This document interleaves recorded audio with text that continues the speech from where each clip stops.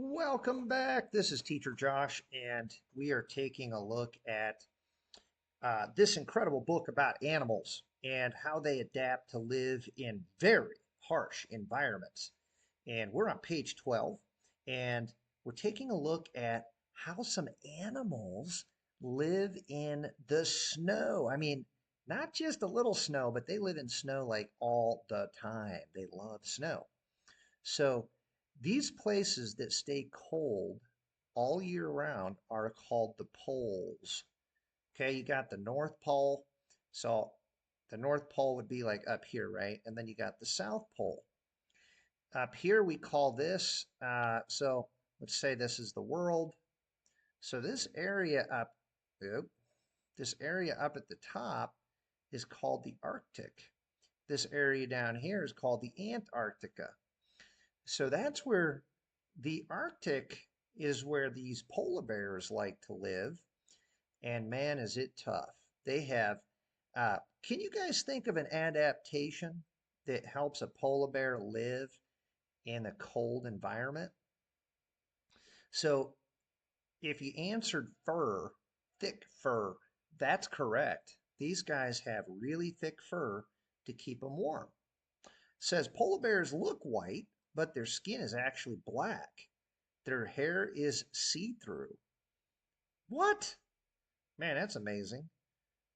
That is super cool. Okay.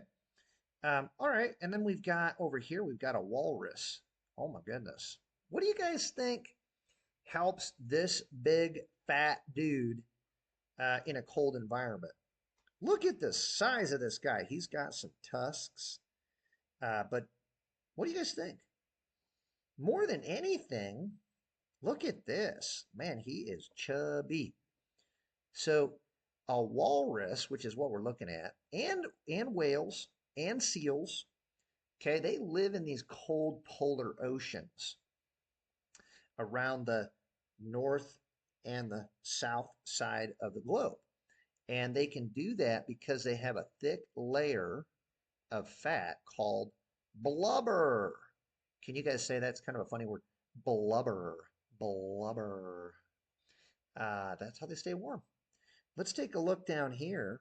A walrus can survive in water as cold as negative 31 degrees Fahrenheit or negative 35 degrees Celsius. The freezer in a kitchen is 0 degrees Fahrenheit or negative 18 degrees Celsius. Dude, this that's amazing. These guys can basically hang out in your freezer and they're fine. Even colder places than that. Wow, man, that's amazing. Okay, let's go to the next page. Here we go. All right. Deep freeze. Deep freeze. Let's see here. Uh, wow. Okay, so take a look at this guy. We've got the red flat bark beetles live in the Arctic.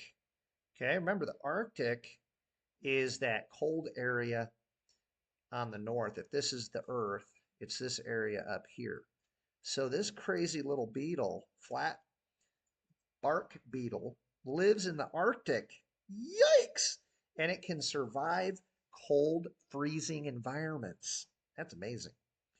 Um, so this is one animal. He's got a cool adaptation. Uh, now, look at this word here, thaw. Thaw out. So did you guys know some animals can completely freeze solid, like a chunk of ice, and then they thaw? That means when it gets warm, they start to melt and they come back to life. Let's take a look. Their bodies get completely frozen. This guy right here, okay? We've got a wood frog. This is a wood frog. And the wood frog literally turns into a frog sickle, like a popsicle in the winter. It completely freezes. It stops breathing. Okay, that's crazy. And its body has special chemicals that slow its metabolism down. It keeps the body from losing water or the body from turning its blood into like ice. It keeps it from, turning into ice inside. And this frog can live completely frozen. It's not breathing. And then when spring comes and it warms up, it comes back to life. It's amazing, guys. Hard to believe. Amazing creatures. All right, at the bottom. Man, so here's another extreme environment. Dude, look at this guy. That is one scary looking fish. Okay, so do you guys know one of the most unexplored places in the world is the ocean, the bottom of the ocean? We've explored the moon more than we've explored our deepest oceans. Pretty crazy. It is freezing cold down there. It is pitch black. You guys see this pitch black? Pitch means completely black. Um, and the water is so heavy when you're that far down, it would crush you. Crush means you just be like, it would turn you into tomato paste. It's that heavy. But there are some really cool animals. Okay, here's a deep sea fish, and it's adapted, its body is adapted to living below at the bottom of the ocean. There's still fish. We don't even know what they are down there. Okay.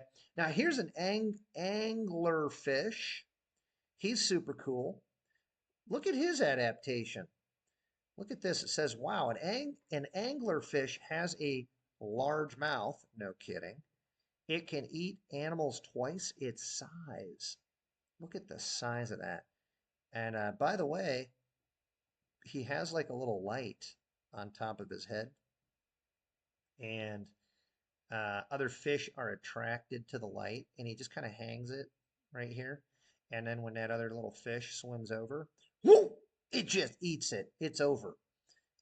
So that's a really cool adaptation, right? Look at the size of his mouth. Kind of a scary looking fish. All right. Hot fountains. Oh, this is cool. Did you guys know there's hot fountains under the ocean? So, what is a hot fountain? Well, you guys all know what a fountain looks like if you go to the park. It's an area where there's water and it's shooting out of a fountain. It's like water shooting out. Well, down in the bottom of the ocean, check it out. Hot water vents are also called black smokers. So there's hot water just blowing out of the ground here. Hey, guess what? A minute ago, I told you it's pretty cold on the bottom of the ocean. Well, it's warm around these hot water vents. Okay, that's where the water comes out. It's actually boiling hot water that spews out of them. Now, that's a kind of a cool word, the word spew. It means shoot out. We also have chimney. Um, so it says there's tall rocks like chimneys where this water shoots out. A chimney, on a house, guys, let's just draw a quick house here. A chimney looks like this, and it's where the smoke and stuff comes out or heat comes out, exhaust comes out of your house. So they call this a chimney. Uh, and you guys can see the rock, the hard rock right here. And the water comes out, the hot water vent. Guess what? There's a lot of water, a lot of sea animals that live around these warm areas. So we've got tube worms live near vents. Look at these guys. These are called tube worms. Strange. It's like a different planet. These guys have a mouth or a stomach. How do they eat? Tiny bacteria. These bacteria means a tiny little living thing lives inside the worms. What? So it's like a worm in a worm. And you guys can see they've got these mouths, but this is basically like a little stomach. And another creature, little worm, lives inside the stomach and it eats the food that goes into the mouth. Man, that's what I call working together. The bacteria turn chemicals from the water into food for the worm. That's crazy.